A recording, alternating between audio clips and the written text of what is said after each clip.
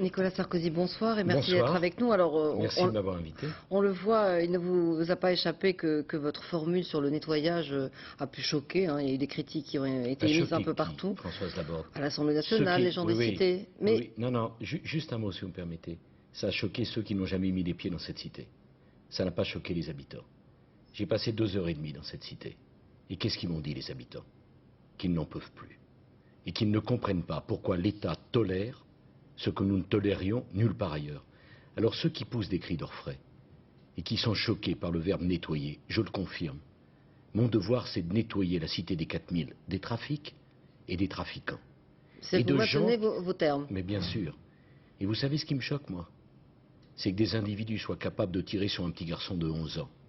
Et je n'ai pas à trahir de secret.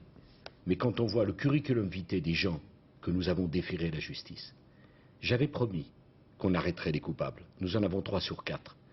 Et je n'arrêterai que quand on aura le 4e. J'avais promis qu'on irait nettoyer la cité.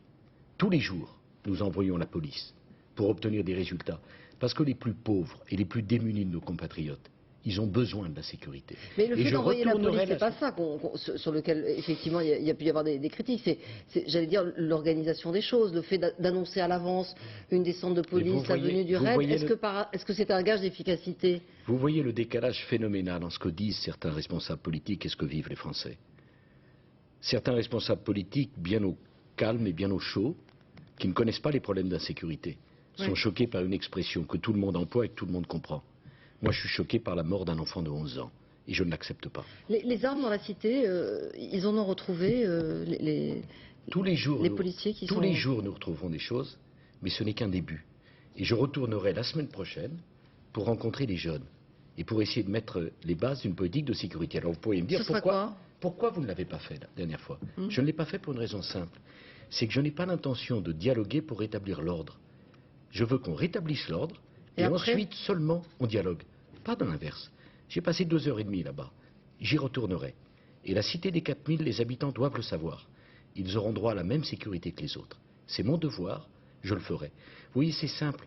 J'essaie de me faire la sécurité comprendre. Et après la prévention. Mais ce sera quoi la prévention? Parce qu'on dit beaucoup, les associations justement de prévention, elles ont moins de moyens qu'avant, etc.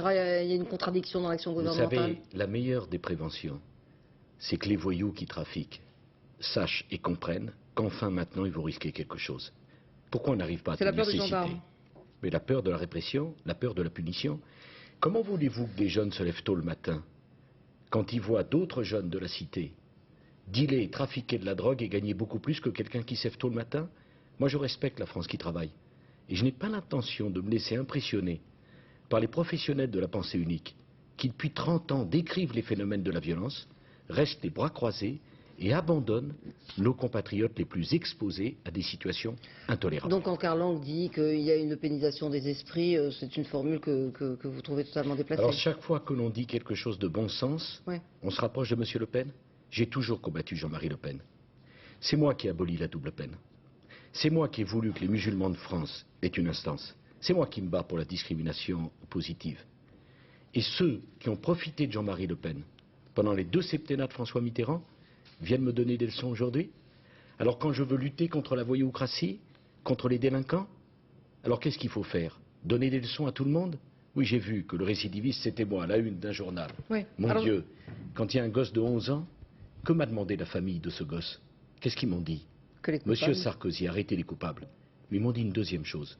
On en a assez que dans notre pays, les coupables soient arrêtés et qu'ils ne soient pas punis. Mais là, vous avez une obligation de résultat, en l'occurrence. Vous êtes engagé. Mais Françoise Laborde, j'ai une obligation de résultat là et ailleurs. Pourquoi ai-je été nommé ministre de l'Intérieur? Pour commenter les phénomènes ou pour les combattre? Je les combattrai. Et par ailleurs, une des leçons du 29 mai, je veux le dire très simplement, c'est que les Français ne supportent plus d'avoir une classe politique qui emploie des mots que personne ne comprend. Il y a un trop grand décalage entre ce que vivent les Français et ce que nous disons. Alors, vous avez aussi...